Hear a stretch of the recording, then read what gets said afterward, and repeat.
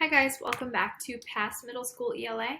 Today's topic is a continuation of the most common multiple choice questions that you will see on the ELA state exam. 60% of the test is made up of 3 to 4 standards. So these videos go over those so that you are as prepared as possible to tackle that test. Of course, each question will be different depending on the passage that you actually have to read on the exam.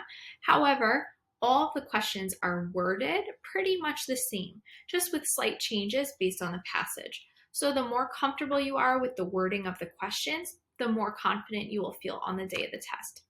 Today's topic is text structures and plot. These are the questions that you will see about this topic. In other words, why are particular parts of a passage important? So in a story, why are certain events important? Why are discussions between characters important, etc.? And in nonfiction, why are certain ideas, individuals, and details important to that nonfiction text? So these are the types of questions we will be going over today. The first question is, how do lines blank through blank most contribute to the article or the story?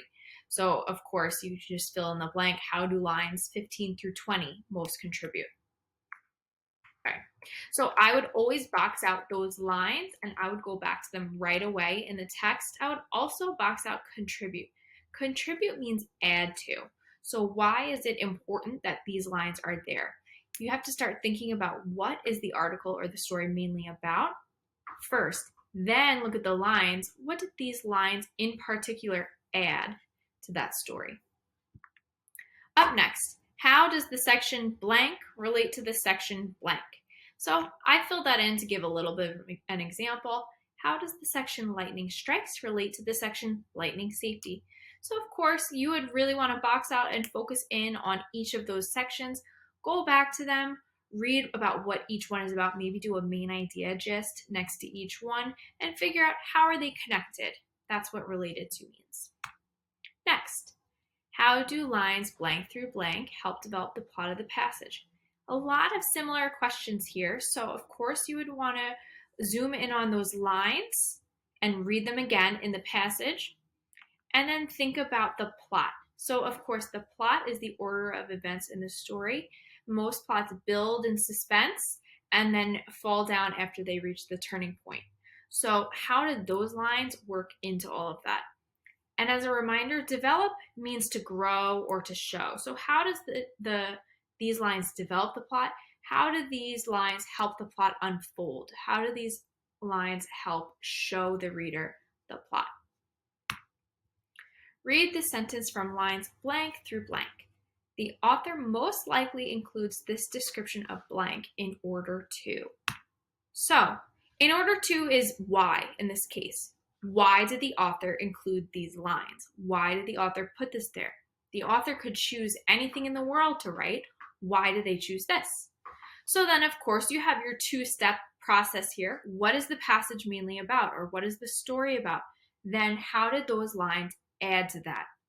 What would be missing if we took those lines away, etc.? What new information did we, the reader, learn? So of course you really need to go back and read those lines, but you also need to understand the whole passage. And then think about what is actually being described. What did I learn? Next up, how do lines blank through blank most contribute to the structure of the article? Very similar. So you want to, of course, think about what is it mainly about and how do those lines add to that. You may notice it's a lot of the same techniques. So if the article is about lightning, then what did you find out in those lines that taught you about lightning? If the story is about a girl and her family, what did those lines teach you about the girl and her family? So you constantly need to be thinking about the whole passage as well as what you learned in those lines. It's not enough to only think about the lines, and it's not enough to only think about the whole passage. The last thing I want to add about this question is that structure of the article. Structure is like the skeleton or the organization.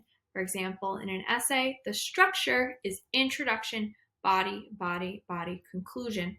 So the structure of the article is the way that the author organized it. So how did those lines add to or contribute to or show the organization of the article? Couple more questions.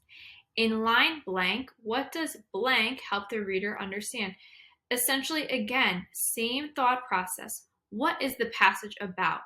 What did I learn in these lines? And how is the main idea or the main topic of the passage connected to the thing that I learned in those lines? So I can't reiterate it enough. I can't say it enough. You need to have a strong understanding of the main passage and then a strong understanding of the details. How are they connected?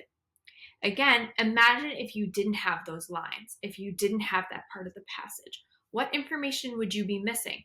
So that should show you why it's so important. I know that was really quick. There are a lot of question types, but a lot of them are really similar. So if you need to slow down, pause the video, or watch it again in order to help you feel even more confident, even more prepared for your ELA state test. All in all, stay tuned for the next video. Thanks for watching Pass Middle School ELA and happy studying.